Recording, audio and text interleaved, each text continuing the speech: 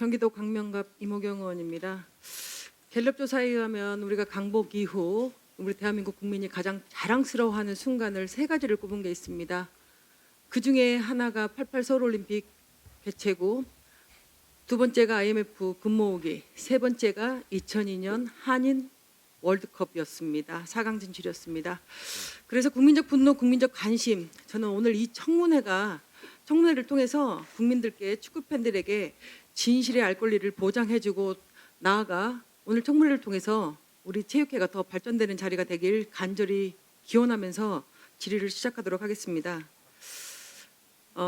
저는 이번 홍명보 감독 선임 과정 절차를 말하기 앞서 클린스만 전 감독 선임 절차에 대해서 먼저 질의하도록 하겠습니다. 정봉규 회장님, 지난 2월 16일 대국민 사과 기자회견에서 클린스만 감독 선임은 시스템적으로 진행됐다고 말씀하셨죠? 예.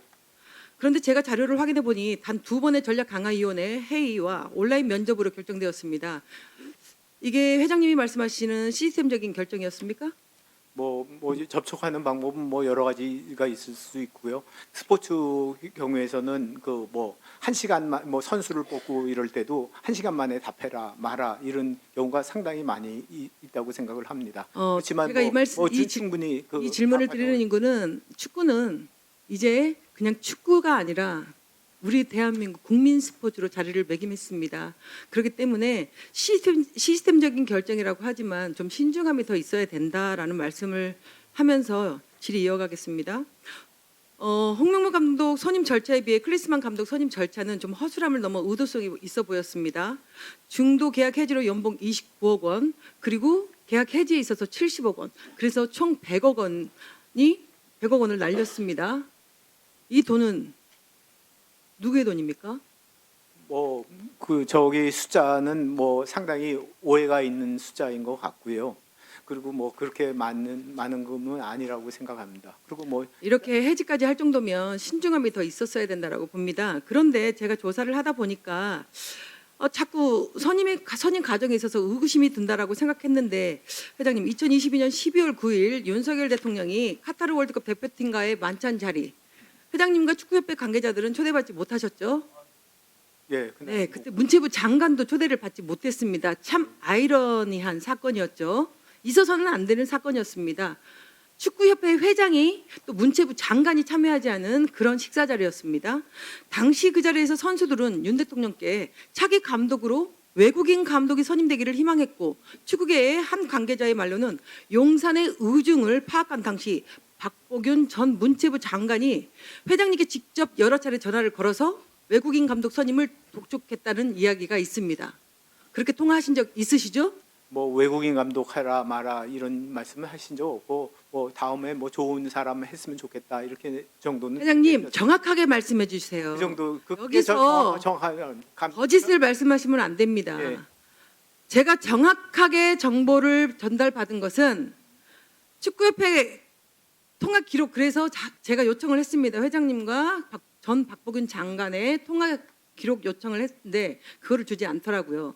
그렇게 당당하시면 통화 기록 내역을 저에게 오후까지 보내주시면 됩니다. 제가 이 말씀을 드리는 이유는 축구협회가 문체부 장관이 이렇게 감독 선임에 관련돼서 개입을 해서 이런 재촉을 하고 전화통화를 해서 이런 재촉을 한다는 게 있을 수 없는 일이라고 저는 생각합니다. 그렇게 해서 두 차례밖에 클린스만 감독을 만나지 않고 감독을 선임하는 졸속 선임을 했다라고 하면, 저는 이거는 반드시 클린스만 감독 100억 원에 가까운 이 계약 해지에 들어간 비용을 저는 손해배상 청구를 정부에게 해야 된다고 생각합니다. 문체부에게. 이게 사실이라면 그렇게 하셔야 됩니다. 하실 의향 있으십니까? 하실 의향 있으십니까? 저한테 네, 회장님께 지금 말씀. 뭐 그런 게 사실이 아니고요. 아니, 그러니까 이게 사실이라면 사실이 아닙니다. 유인준 장관님, 만약에 전 박보균 장관께서 이렇게 개입해서 졸속으로 감독을 영입했다라면 이거는 문체부에서도 책임이 있는 거죠? 글쎄요, 전 뭐 전혀 모르는 사실이라. 네, 모르는 사실인데 제가 그래서 질문한 겁니다. 유인준 장관님은 그런 일이 제 입장으로 없길 얘기하면 뭐 바랍니다. 저는 뭐 어느 누구하고도 그런 통화를 안 하기 때문에. 네. 그러니까 이런 일이 없길 바라고요. 지금 문제의 원인이 되고 있는 홍명보 감독에게 질의하겠습니다. 네, 감독님, 처음부터 감독을 맡을 의사가 있었습니까? 없었습니다. 6월 30일 축구협회 행정력을 비판하면서 감독직 거절하겠다고 했습니다. 언론을 통해서 제가 보았습니다. 그러나 일주일 만에 말을 바꾸셨습니다. 바꾸신 이유는 무엇입니까? 그 당시에는 제가 울산 HD 감독이었습니다. 제가 협회에서 어떤 제안도 받지 않은 상태에 제가 대표팀을 간다, 만다라고 말하는 것 자체가 되지 않았습니다. 이유는 제가 2월부터 계속 제 이름이 이제 대표팀 후보로 거론이 됐는데 우리 팀이나 팬들이 너무나 흔들렸고 팀 자체가 굉장히 어려웠었습니다. 그래서 뭐 제 입장에는 어떤 제안도 없었는데 저는 그때 그렇게 말하는 게 전 맞다라고 생각을 했습니다. 울산 서포터즈에게 사과까지 하셨는데 저는 충분히 그 마음은 이해를 합니다. 울산 서포터즈 입장에서는 황당무계한 일이었고 많이 분노를 하셨을 거라고 생각합니다. 앉으셔도 됩니다. 축구협회 감독 선임 절차상으로 우선 공모에 응하고 면접을 봐서 감독을 뽑게 되어 있습니다. 그런데 축구협회의 말을 들어보면 협회가 싫다는 사람 쫓아다니면서 감독으로 섭외한 것 같습니다. 감독을 맡지 않겠다고 하는데 왜 이임생 위원장은 집까지 찾아갔는지 저는 이것도 아이러니하고요. 외부에서 들려오는 말로는 정몽구 회장님은 외국인 감독을 선호했다. 그래 이런 말도 있어요. 그런데 일각에서는 정몽구 회장이 홍명보 감독에게 대표팀 감독을 맡아달라고 부탁도 했다.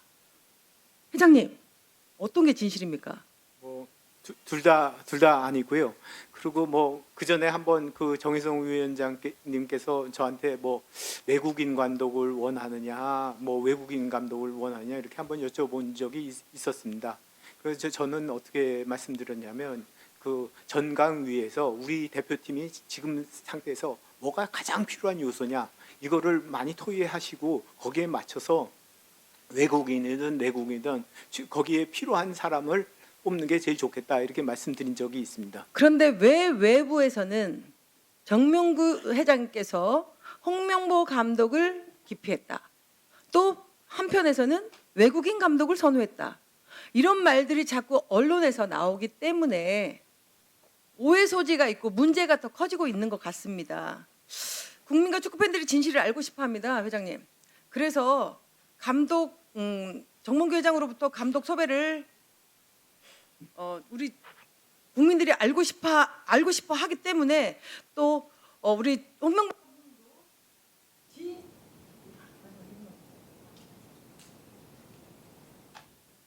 네. 이번 사건은 진짜 국민이 알 권리가 있다고 생각하고 반드시 국민에게 알려야 될 저는 의무가 있다고 생각합니다. 지금 회장님의 답변에 있어서는 회장님은 절대적으로 관여하지 않았다. 또 홍명보 감독은 감독을 처음부터 원치 않았다. 하지만 협회 측에서 계속해서 제안이 들어왔다라는 말이 사실입니까? 홍명보 감독님? 협회 측에서 저한테 계속 들어온 건 아니고요.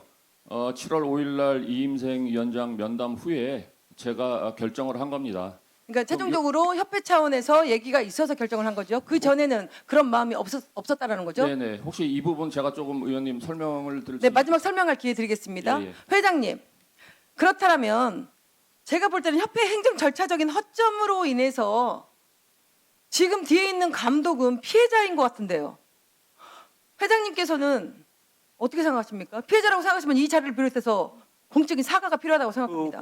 뭐 여러 가지 그 선임 절차에 대해서 정당성에 대해서 의심하는 여러 가지 SNS 이런 부분이 많았다고 생각이 되고 그런 부분에서 홍명보 감독에게 상당히 미안하게 생각을 하고 또 뭐 지금 말씀하셨듯이 제가 말한 게 그게 다입니다. 근데 뭐 SNS에서 제 마음이 이렇다 저렇다 뭐 그렇게 한 말씀만 하면 보통 조회수가 뭐 몇십만이 붙습니다. 그래서 거기서 뭐 제가 생각지도 않은 거를 뭐 이렇다 저렇다 이렇게 말씀하는 그 약간 왜곡된 뉴스가 좀 많이 이렇게 나오지 않아서 이렇게 언론 왜곡이 되지 않았나 이렇게 생각을 하고 있습니다. 예. 홍명보 감독님 하실 말씀 있습니까? 네, 시간이 괜찮으시면 잠깐 한마디 예. 드려도 괜찮겠습니까? 예, 이 선임 과정에서 참 마음이 여러분 저기 의원님께서 말씀하신 참 마음이 무겁습니다. 하지만 저는 그 당시에 울산 HD 감독으로서 참 행복했습니다. 행복했고 팬들의 응원과 사랑을 받으면서 축구할 수 있었던 게 너무 좋았습니다. 하지만 제 축구 인생 40년에 가장 힘든 시간이 지난 10년 전에 2014년 월드컵 후에 가장 힘든 시간을 보냈습니다. 저는 뭐 월드컵 대표팀이 얼마나 어렵고 힘든 자리인지 알고 있습니다. 그렇기 때문에 더더욱 가고 싶지 않았습니다. 아니 도망가고 싶었습니다. 하지만 이임생 위원장이 집 근처로 찾아와 가지고 면담을 할 때 한국 축구의 지금 어려운 점을 외면하기도 참 어려웠습니다. 그래서 그때 울산 HD에 있으면서 이 또 대표팀에 있을 때 어떻게 해야 될 거란지에 대해서 굉장히 고민을 많이 했습니다. 그래서 제가 안 가겠다라고 말씀드린 게 아니라 그때 제가 처음 제의를 받았고요. 그 제의를 저는 울산 HD가 아닌 국가대표팀에 마지막에 봉사를 한번 하고 그동안 예전 10년 전에도 제가 가지고 있던 책임감이나 사명감이 저는 다시는 안 나올 줄 알았는데 이임생 위원장님 면담 후에 또 그게 나와서 제가 그렇게 결정을